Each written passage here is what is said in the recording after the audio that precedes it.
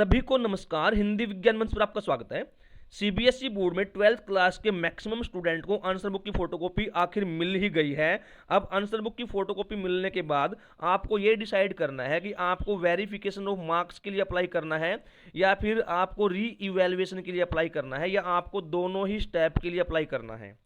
तो आज की वीडियो में मैं आपको स्टेप वाइज पूरी प्रोसेस समझाऊंगा कि आपको कब वेरिफिकेशन के लिए अप्लाई करना है और कब री इवैल्यूएशन के लिए अप्लाई करना है। इसलिए वीडियो को पूरा देखना, कोई भी स्टेप स्किप मत करना। और अगर वीडियो देखने के बाद आपको कोई लाभ होता है तो प्लीज़ चैनल को सब्सक्राइब कर देना, वीडियो को लाइक और शेयर कर देना। पहले बात करते हैं आपको वेरिफिकेशन ऑफ मार्क्स के लिए कब अप्लाई करना है। बेटा, वेरिफिकेशन ऑफ मार्क्स के लिए अगर आपको अप्लाई करना है तो उसके लिए दो कंडीशन है। पहली कंडीशन है, अगर आपकी आंसर शीट में आपका टोटल सही नहीं है तो आप वेरिफिकेशन के लिए अप्लाई कर सकते हैं। दूसरा, अगर आपका कोई क्वेश्चन अनचेक्ड है। अनचेक्ड का मतलब क्या होता है, आपके किसी क्वेश्चन को चेक नहीं किया गया है और उसमें आपको नंबर नहीं मिले हैं, तब आपको वेरिफिकेशन ऑफ मार्क्स के लिए अप्लाई करना है।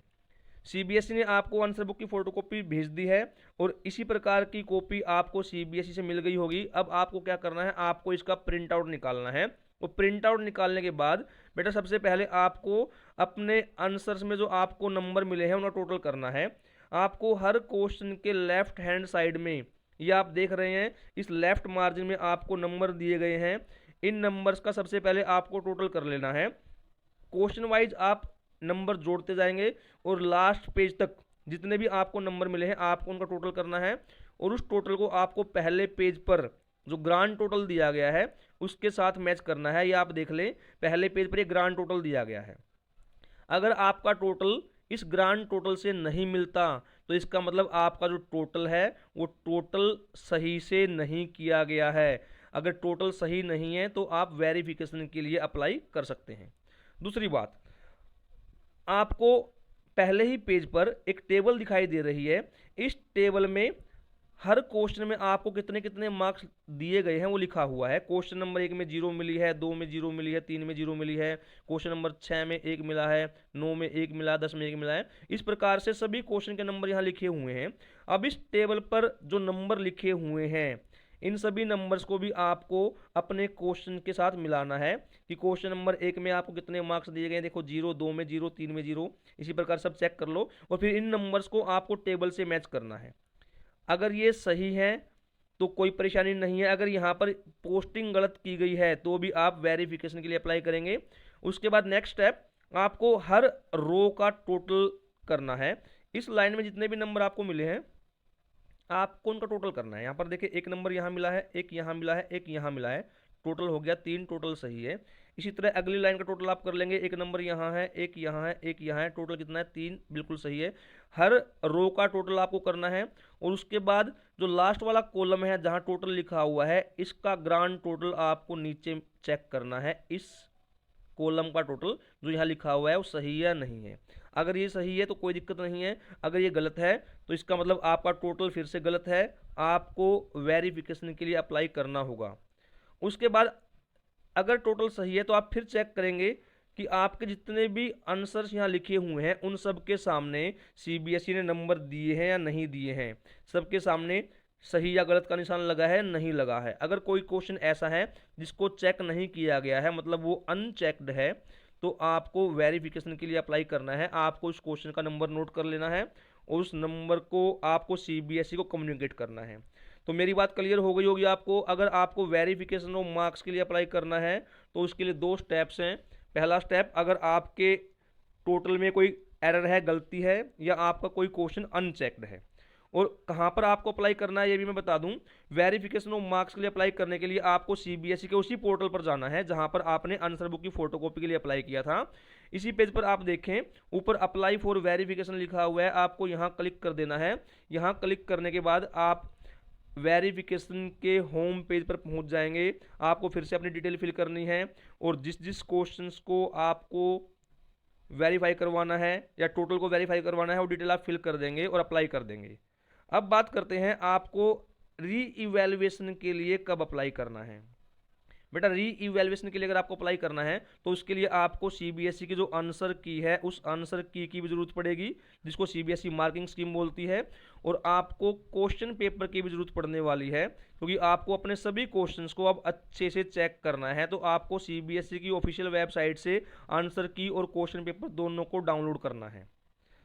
अब क्वेश्चन पेपर और आंसर की डाउनलोड करने के बाद आपको फिर से अपनी आंसर बुक में जाना है। आपको अपनी आंसर बुक में अपने सभी क्वेश्चन के आंसर को सीबीएसई के आंसर्स के साथ मैच करना है।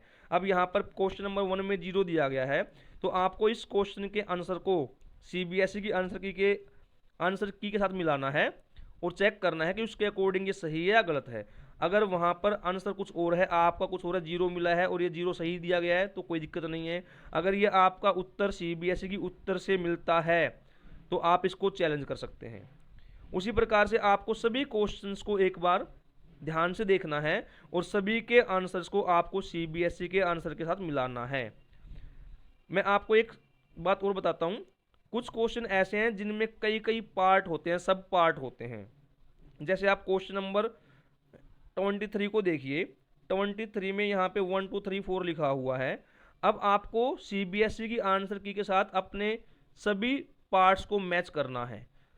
अगर कोई पार्ट उस आंसर से मिलता है तो आपको आंसर में नंबर मिलने चाहिए थे, लेकिन यहाँ 0 दिया गया है तो आप उसको चैलेंज कर सकते हैं। इसी प्रकार से मैं एक एग्जांपल और देता हूँ।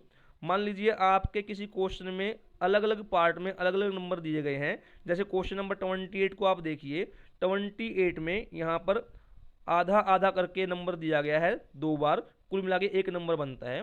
लेकिन आप अपने इस उत्तर को सीबीएसई की आंसर की के साथ मिलाएं और उसको मिलाने के बाद अगर आपको लगता है नहीं यहाँ तो 1 नंबर मिलना चाहिए था, यहाँ भी 1 नंबर मिलना चाहिए था, कुल मिला के आपको 2 नंबर मिलने चाहिए थे, तो आप इस क्वेश्चन को भी रीचेक करवा सकते हैं। अगर ये काम आप स्वयं नहीं कर सकते तो बेटा अपने स्कूल के किसी टीचर के साथ डिस्कस करके आप उनसे हेल्प ले लें और अपने आंसर्स को एक बार सीबीएसई की आंसर की के साथ मिला लें। और जिस भी क्वेश्चन में आपको लगता है कि आपको नंबर नहीं दिए गए हैं या कम नंबर दिए गए हैं तो आप रीचेकिंग के लिए अप्लाई कर सकते हैं। और रीचेकिंग के लिए अप्लाई करने के लिए फिर से आपको सीबीएसई के पोर्टल पर जाना है और उसी होम पेज पर आपको अप्लाई फॉर री इवैल्यूएशन लिखा मिलेगा। इसको आपको क्लिक करना है। यहाँ पर क्लिक करने के बाद आप री इवैल्यूएशन वाले पोर्टल पर पहुँच जाएंगे। जिस जिस क्वेश्चन को आपको रीचेक करवाना है आप उसके लिए अप्लाई कर सकते हैं।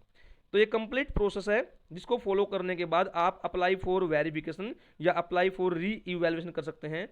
अगर आपके पेपर में टोटलिंग में गलती है या कोई क्वेश्चन अनचेक्ड है और उसके साथ ही अगर आपको लगता है कि आपको किसी क्वेश्चन में नंबर नहीं दिए गए हैं, काट दिया गया है, 0 दे दी गई है या कम नंबर दिए गए हैं, तो आप दोनों काम कर सकते हैं बेटा, वेरिफिकेशन के लिए भी और री इवैल्यूएशन के लिए भी अप्लाई कर सकते हैं। तो इस प्रकार आप इस पूरी प्रोसेस को फॉलो कर सकते हैं।